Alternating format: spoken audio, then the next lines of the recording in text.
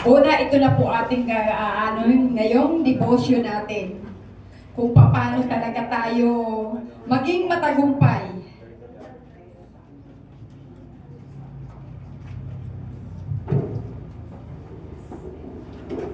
Hallelujah. Salamat sa Panginoon na muli tayo nagkasama-sama sa umagang ito. Ito po ang ating unang-unang appetizer na ating babanggitin po sa Ephesians 6:2-3. Hallelujah. Pwede pong ang pamagat po pala nito, honor your father and mother. Yun po ang unang-unang mensahe ho natin na dapat ho maunawaan at malakaran sa ating mga paglilingkod natin sa ating Panginoon.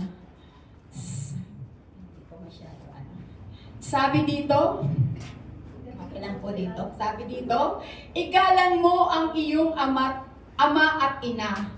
Ito ang unang utos na may kalakip na pangako. Sa 3 po, magiging maganda at mahaba ang iyong buhay sa lupa. So, ito po ay isang utos sa bawat isa ho sa atin. Na tayo ho bilang mga lingkod ng Panginoon, ang unang-una talaga ho natin sundin po. Na igalang po natin ang ating mga magulang. Ganon din po sa iglesia, sa pamilya, ganon ho ang sa iglesia lang po. Kung sino po yung ating namumuno sa iglesia ito, ang ibinagay ng Panginoon, igalang po natin siya. Sa bawat isa po, mayroon po tayong mga tungkulin na dapat tuparin. Dahilan sa ating pagsunod sa Panginoon, makakamtan natin ang sabi? Sabi ho dito sa 3, magiging maganda at mahaba ang iyong buhay sa lupa. Yun ho ang pangako sa atin ng Panginoon. Kaya ho, obligasyon ho, hindi ho yun, ay gusto ko lang sumunod, ayaw ko sumunod sa ating magulang. Hindi po.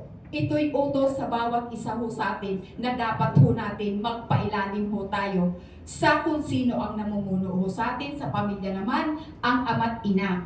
So dito sa iglesia, sino ho ang ating linagay dito ng Panginoon? Ang ating pastor po at sa mga leaders po. So sa bawat isa ho sa atin, mararamdaman po natin ang pangako ng Panginoon na magiging maganda at mahaba ang iyong buhay sa lupa. Next po, yung po ang ating sabi din po dito sa Proverbs 3:9-10. Sabi dito ho. Sabi ko dito sa ating si Yahweh ay hantugan. Hantugan mo, bahagi ng kayamanan, pinakamainam na ani mo. Sa kanya ay ibibigay. Sa 10 po, sa ganon kamalig mo ay lagi nang aapaw. Sisidla ng inumin ay hindi matutuyuan. So isa po rin po sa ating pagsunod, yung ating paghahandog. Sa ating paghahandog po, kasama na yung pagsunod ho natin sa Panginoon. Hindi ho natin pwedeng makamtan ang ating tagumpay kung walang pagsunod sa Kanya.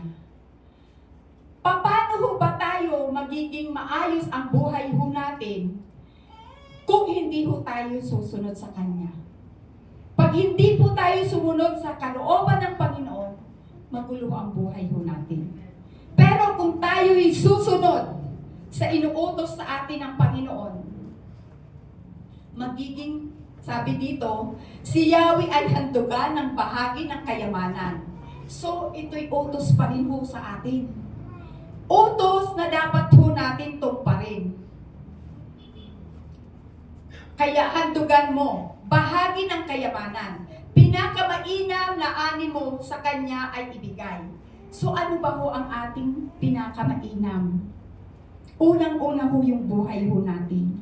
Sa ating paglilingkod po, makakamtan ho natin ang kagalakan, ang kasiglahan, kahit ho pagod na pagod ho natin, hindi ho natin mararanasan yung kapaguran pag tayo nasa piling ng Panginoon.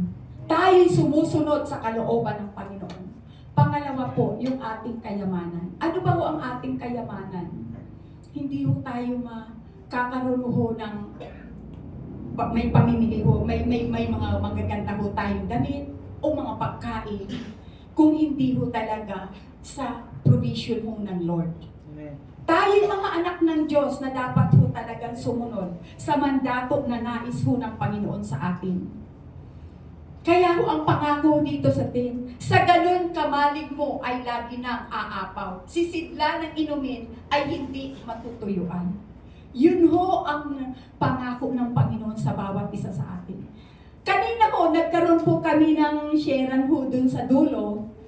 Si Ate Lolit na wala na, sabi niya, wala naman siyang hanap buhay talaga.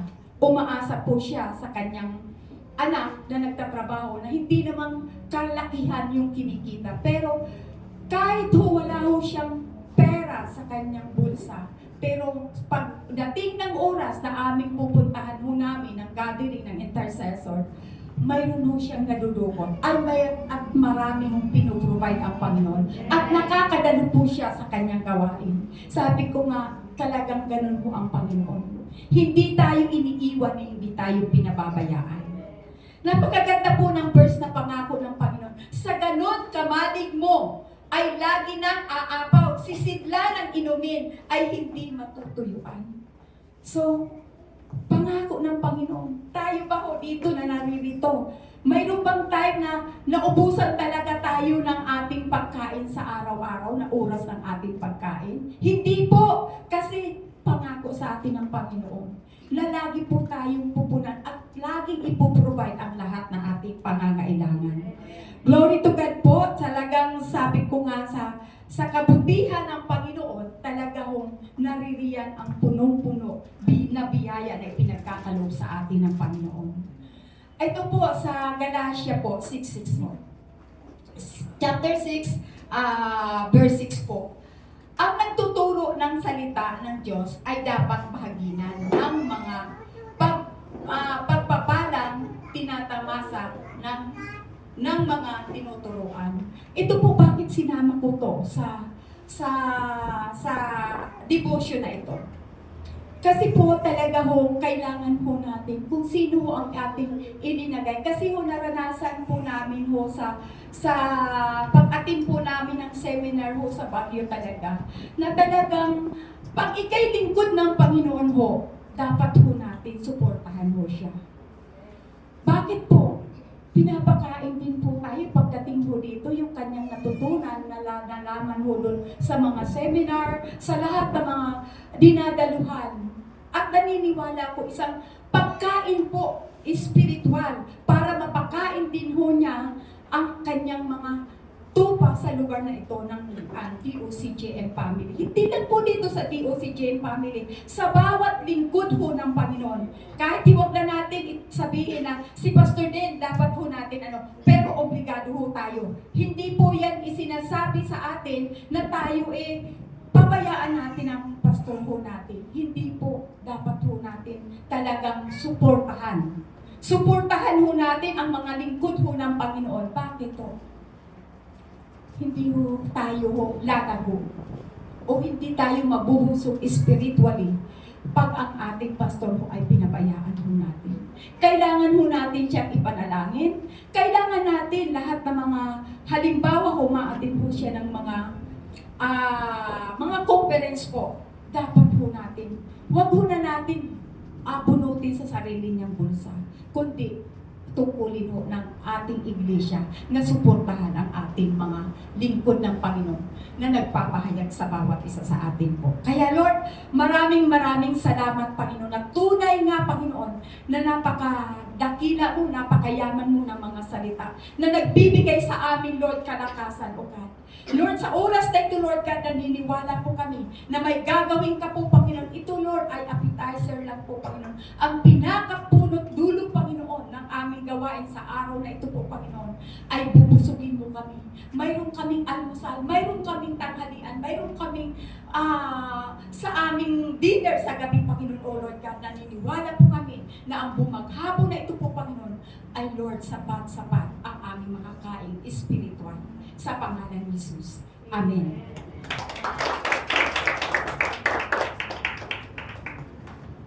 An